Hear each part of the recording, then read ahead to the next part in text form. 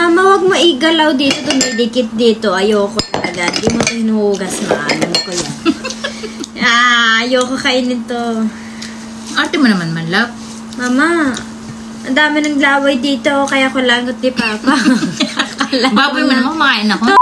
Dahil nagugutom na si Ate Aska at nagda-diet kaming dalawa. This time guys ay magpe-prepare kami ng salad na gulay. Alam niyo ba dito yung mga gulay ay kinakain ng sariwa, hindi ng niluluto lang katulad sa atin, pinampapakbit lang natin. Dito sa Japan guys ay more on kinakain siya na pang salad. Meron tayong labanos. Etong labanos guys ay hindi lang to niluluto dito. Ito ay ginagamit na pang salad. As in, etong salad na to guys, napakasarap nito. Lalo na kung matitikman nyo yung nasa 7-Eleven. At yun yung gagawin natin yung sa 7-Eleven, pati yung dressing nila ay gagayahin natin. Carrots! Yes, ninjin. Hindi kami kumakain guys ng ninjin. Kami ng mga anak ko kapag luto. Kumakain lang ako ng carrots kapag kahilaw. Repolyo. Ay, napakamahal na repolyo ngayon guys, 600 yen. Meron tayo ditong cauliflower. Pero itong cauliflower natin, aalawa lang natin ng konti sa mainit na tubig. Napakasarap ng labanos dito guys, para kayong kumakain ng singkamas kasi manamis-namis. So, ang gagawin natin, kakalatiin lang muna natin siya. Set aside natin itong kalahati. Tapos, babalatan lang natin siya. Ang labanos dito guys, lalo na kapag ka winter, grabe, ang sarap. At pinapapak lang talaga to. Tapos para mawala yung anghang niya, ang gagawin nyo lang ay idadry nyo lang siya ng konti. Pagkahugas nyo, babad nyo lang siya sa tubig, tapos idadry nyo lang siya. Maganda talaga kapag kakakain kayo ng mga ganito ay hindi nyo siya agad-agad kakainin. Kailangan ibabad nyo na muna siya sa tubig, tapos idadry nyo siya ng at least 1 hour para madry ng konti.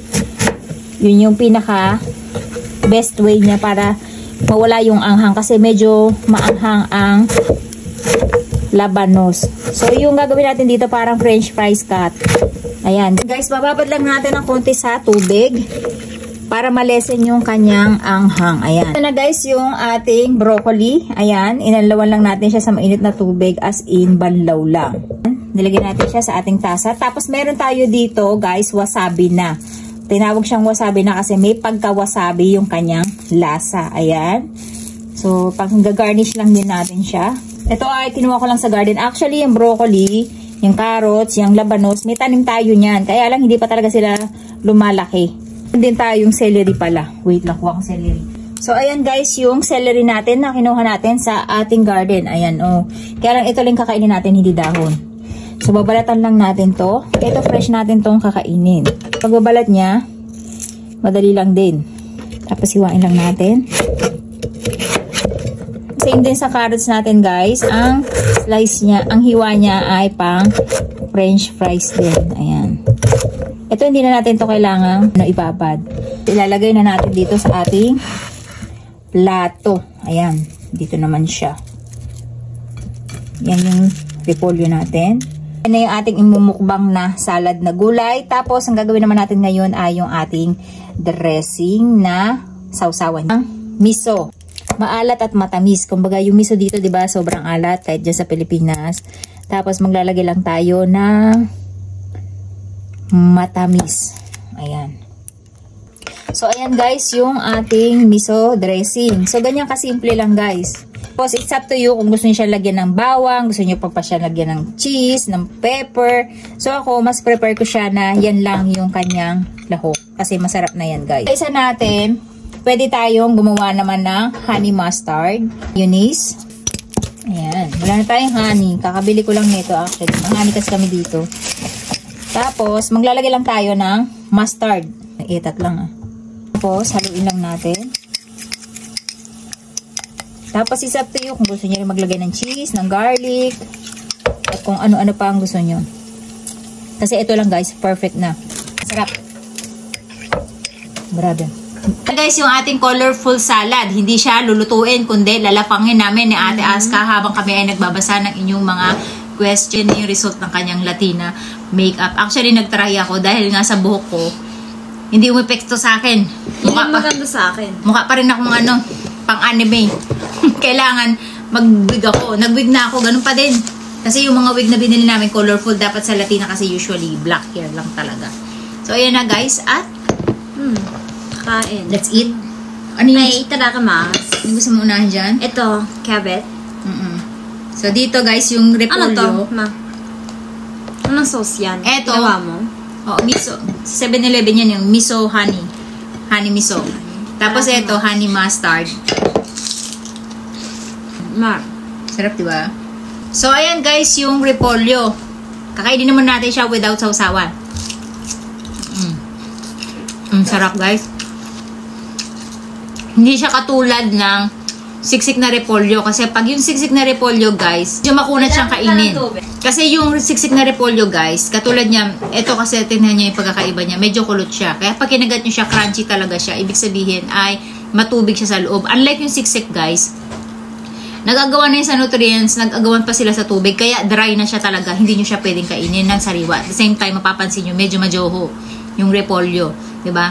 Medyo, basta may iba siyang amoy, at the same time, medyo may pagkamapait. Parang may lasa siya. Hindi katulad nito guys, masarap ang lasa niya, manamis-namis at super lutong niya. Talaga, promise. Matubig. Suka at patis lang to guys, nasarap. Pag nagyayakiniko kami, o nagiinuman ni Papa, ito yung pinaka-pulutan namin. So, titikman din natin siya dito sa ating honey mustard. So, kumuha pa si Ate Aska ng isa pang sauce. Ito naman yung sesame seed dressing. Sesame siya na nilagyan ng honey din, tsaka ng mayonnaise. Tara, ang sarap talaga guys. Sarap kaya na ito, Ang sarap, ano? Ang sarap na ito. Ang sarap ng honey mustard. Pinaka-favorite ko yung honey mustard. Di maganda. Nakakarinig mo ko. Ang ganda kaya. Nakakatakot. Believe me, napakaganda mo. Believe me. Ito, ano to? Daikon? Labanos. Ano nga yun? Daikon. Di ba sa 7-Eleven yan? Bibili natin palagi. Ang mahal sa 7-Eleven yan guys, 3 piso.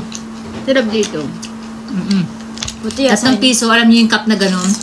Labanos, repolyo, daikon, kamatis, yun lang. 3 piso nyo binibili o 4 piso mahigit, di ba? Sarap. Labanos guys.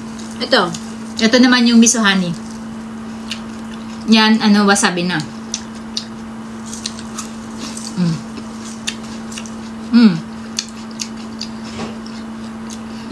Yung miso honey, hindi ko siya bet. Maanghang yan, di ba? Lasang wasabi. Naman, sarap. Parang hindi.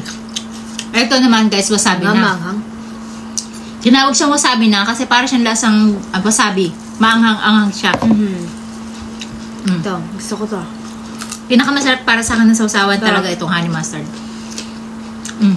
Masarap wasabi na. Nasaan na yung question?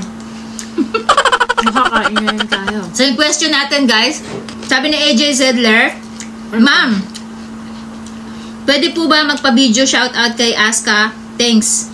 AJ from Bacolod City. Ito na yun yung mukha ko. Pwede ba mag-shoutout? Shoutout mo daw siya, si AJ from Bacolod. AJ from Bacolod. Shoutout po. Di ba may opo pa yun? Hindi lang umupo sa akin. At isang umupo sa'yo, di ba? Nung wasabi na, ito, balance na balance siya guys. After nyo kumain ng ganito, tapos kumain kayo ng wasabi na. Ang sarap kasi balance yung anghang. Sarap, di ba? Nico to tabi tayo. Steak to. Asa, ano yung bagoon yung bukas? School? So yung baon niya sa school bukas guys, ito na lang daw. Nag-diet po ako. Pero hindi naman siya mataba. Malaki lang talaga siya magdamit. Kaya lang, to make it sure na hindi siya tataba, sabi ko, kumain siya ng mga gulay. Puro gulay lang. Puro gulay lang. Kumain ka man kanina ng chicken. Kasi mama gumagawa. Sabi ko, ayoko. Hindi, kainin mo yan. Ganun. Kinain ko lahat. Tapos ayaw niya daw. Ayaw niya. Pero ang dami niya nakain. Ako 2 lang nakain ko. Halos siya nakakain lahat. 3 lang. Ito, tignan mo din to. Celery. Ito mama. Hindi ko pa nakatignan ng celery, di ba? Hindi pa. Yung celery guys, masarap din kasi sa salad. Taba ko, diba? Ayoko. Ang harap. Benzabon to nakakainis. Galing to sa farm natin sa likod guys. Kaya lang madilim na, hindi ko na video. Next time, itutur ko kayo doon sa garden natin. Pag narinig ko na. Ang harap. Ang sarap, diba? Sarap. And then, next natin, si Drew Mendres. Duro-duro. Takot po ba ang mga lalaki na hapon na magkaroon ng anak na babae para sa mana? Ngayon ko lang narinig yun. Ewan ko, siguro baka may ganun case, kaya siguro narinig niya yun. Kaya tinanong niya. Actually, ang mga hapon, guys, baligtad sa Pilipinas. Mas gusto nilang magkaroon ng anak na babae kaysa sa lalaki. Mas gusto nila ang maging anak nila babae. Lalo na kung panganay, gusto nila babae, guys. Kasi alam nila, malambing yung mga babae. Tsaka masarap bihisan, di ba? Oo, cute. Yeah. Tsaka mga sweet kasi yung mga babae, unlike sa lalaki. Gusto nila ang anak na babae. Pero about sa mana, wala akong ano doon. Kasi dito, may rules sila na parang ang nagmamana, panganay. Tapos, nasa usapan na lang kung gustong bigyan yung mga sumunod sa kanya. Tapos ito, guys, yung celery natin talaga napakasarap kasi meron siyang aroma ng celery. Tapos ang lutong, ang tubig. Ang harap na ito. Ano tama? Broccoli. Ang haba. Sigaw variety. At ang broccoli na to, guys, ibang variety to. Dati abnormal lang tong broccoli na to. Na-discover to. Tapos, ginawa na lang, kumuha sila ng mga buto from dito. Tapos, ayan, nakapag-produce sila ng ganitong klase broccoli, yung mahahaba lang. Nagtatangka siya, kahit putulin siya ng putulin, nagtasanga siya ng mga panibagong broccoli. Kaya mas bet ko tong variety na to kaysa yung broccoli na malalaki. Kasi yun, pag namunga na yun, guys, hirap na sila mamunga ulit ng pangalawa. Mas gusto niya ito yung si sesame seed. Masarap niya ito. Ako itong honey mustard.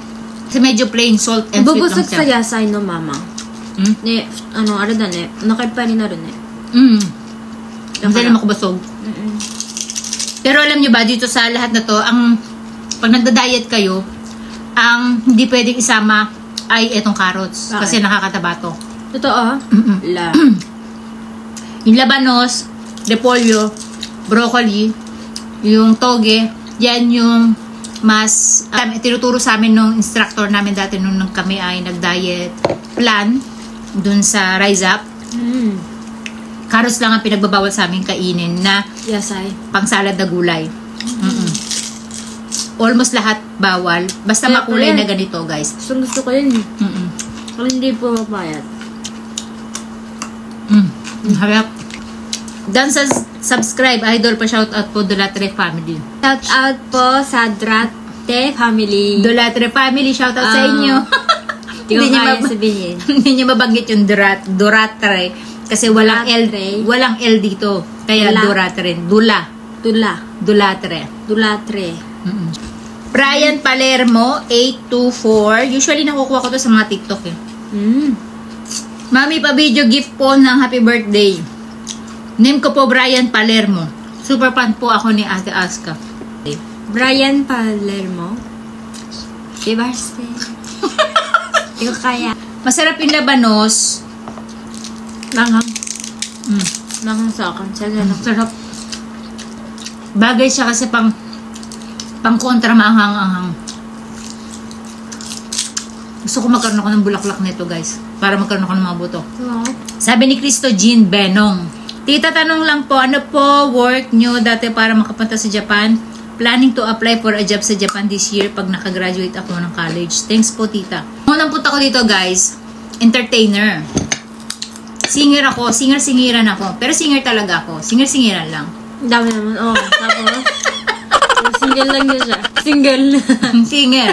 Tapos, nag-send ko ng kwento sa inyo paano nangyari yun. Talagang God's will yun. Yung pagkakilala namin asawa ko. Haba ng story ni mami. Huwag niyo na magsama. Yung singer, entertainer ako. Pero one time lang. Kasi pagdating ko dito, pag uwi ko na Pilipinas, sarado na Japan, wala na Japayuki. Sinarado na bigla. Hindi na ako nakabalik, kaya naman mag-Hapon.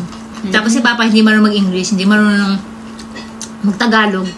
So, Hapon talaga yung usapan namin. Kaya si Papa nag-aral mag-English para matuto. Para makapag-communicate sa akin. 1 month lang, guys, ang galing na ng asawa ko mag-English. Pero hindi totally magaling na magaling. Nakikipag-communicate lang siya, naiintindihan niya na kahit paano. Tapos nakapag-construct na siya within 1 month, guys, diba? Totoo po ba na may narirentahang girlfriend dito sa Japan? Nga, kaya nga sabi ko natanong na.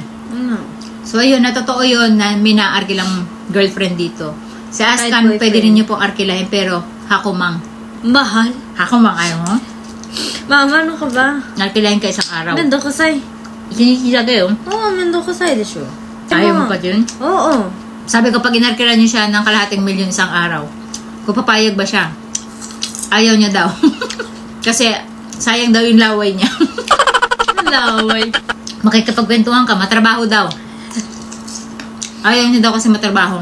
Ibig sabihin ng matrabaho, parang ang dahil pang gagawin, makikipagkwentuhan ka pa. Ayaw ng ganun eh. Kaya ko naman. Magaling akong ganon. Nasa ayoko. 1 milyon. Ako ma. その人が面白かったらいいよね。 Kung interesting daw yung tao na yon, okay lang. Tsaka usap lang, no? Walang kiss. Kiss pa? Magka-kiss ka ba pag ikaw? Okay lang. Siya ayaw. Ikaw? Ayoko. Sabihin, sige, Ichiyoko. Okay. 50 million daw, okay. Ano ka pa na mo? Ikaw nagtanong eh. Umuo ko naman. Diyan mo muna yan. Nakaganda tayo dapat. Pero may OC talaga yan, di ba? Kahit konting tabi nila nagagalit yan. Konti tamay. Hindi naman kung Gusto niya pantay na pantay talaga. Ganyan din ako kaya naiintindihan ko siya dati. Wala Dati. pa akong anak. At meron akong final pala guys na ipapa-shoutout lang kay Ate Aska. Sorry guys, na-late ko tong nakita sa aking ano. Ini-screenshot ko to dati pa noong December 16 yata siya nag-post. Tapos ngayon ko lang siya napakita. Shoutout po, Mikantan. Shout out sa nanay niya. Thank you sa iyo guys. Thank you sa iyo. Tinapos na. Thank you sa iyo, Be. At pasensya ka na sa sobrang kabisihan ko talaga na araw-araw ko. Kaya ngayon ko lang napansin yung iyong screenshot dun sa aking cellphone. So, thank you so much sa Thank mga you suporta po. nyo guys.